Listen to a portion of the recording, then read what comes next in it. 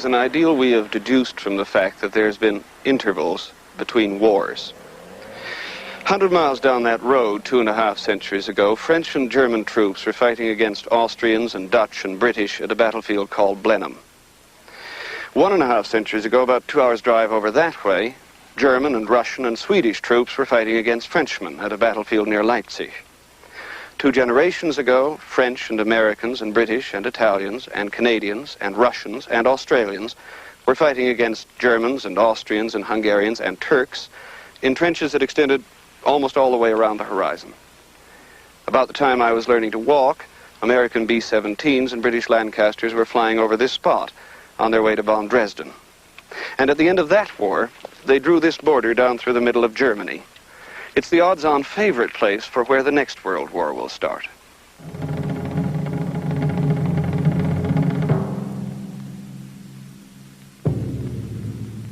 Here in Europe, the forces of East and West directly face each other, and it's the only place where they do. When they met here in 1945, they were allies. The mood is different now, and the preparations are not for peace. When you've got soldiers who are busy, who are doing the things that they're going to have to do when the war starts, because the initial things that my troopers will be doing is scouting. And as soon as the major formations are detected, then we will kill them.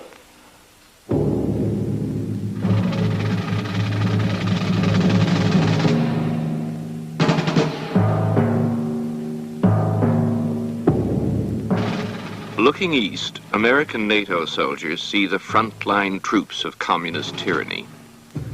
Looking west, Warsaw Pact border guards see the Western forces of reaction and imperialism. They all think that they are in a unique confrontation.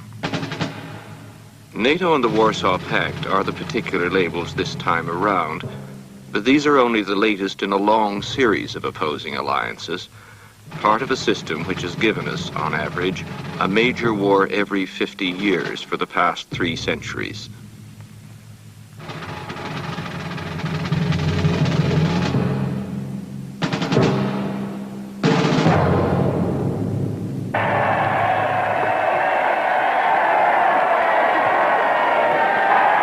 Amid the jubilation at the end of the Second World War, the last thing on anyone's mind was that war might ever happen again. No one talked of the war to end all wars, as they had in 1918, but the idea was the same. People believed that things would be different this time. The winners would remain united and ensure a peaceful future.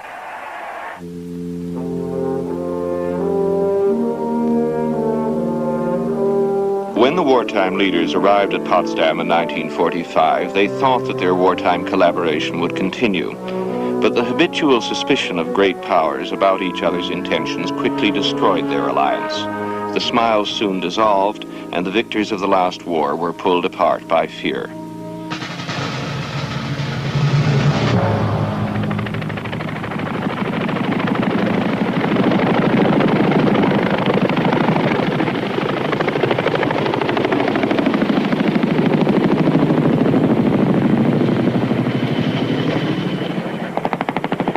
And so, every day now, the Cobra helicopters of the 11th U.S. Armored Cavalry patrol the inter-German border.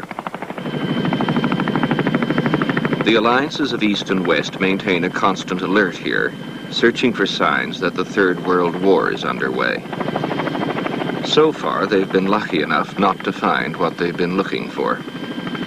On this border, where nothing of real importance has happened in 4 decades, small events take on a large significance. If we step across the border, and they've had people do this in the past, you know, not realizing it, but 9 times out of 10, when we're up there, you know, we carry cameras. So they carry cameras. And if we just, you know, just step your foot across that border and they get your picture, then that is coming down. And then, you know, it takes a why was this done type of deal. And somebody better have a good answer, because we're just not supposed to do that. That's part of our everyday briefing. We're not supposed to waive nothing. We're there, they're there. They can do what they so desire, We do what we're told to do. That's the way it works.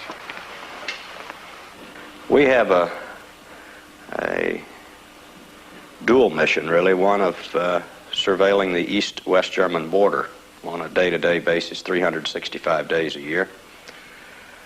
And while doing that, preparing for war, preparing to defend in case that the Warsaw Pact would decide to move to the west. Я могу еще раз повторить, что мы ни на кого не собираемся нападать. I can repeat once more that we don't intend to attack anybody. But if we are attacked by an aggressor, we can and will inflict a devastating retaliatory strike to destroy any aggressor. I think that should be known at any level. Within a few hundred miles on either side of this line lie no less than half the world's total stock of conventional armed forces.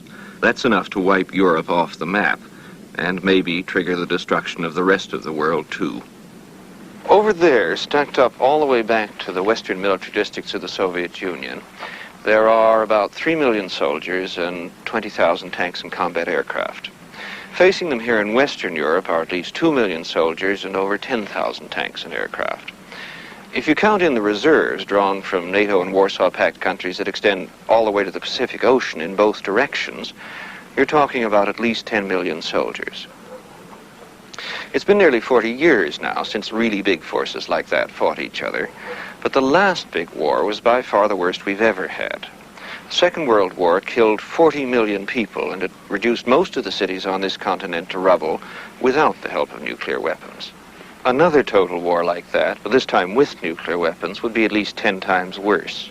So since nobody in his right mind wants to fight a total war with nuclear weapons, we've invented this new category of warfare, conventional war.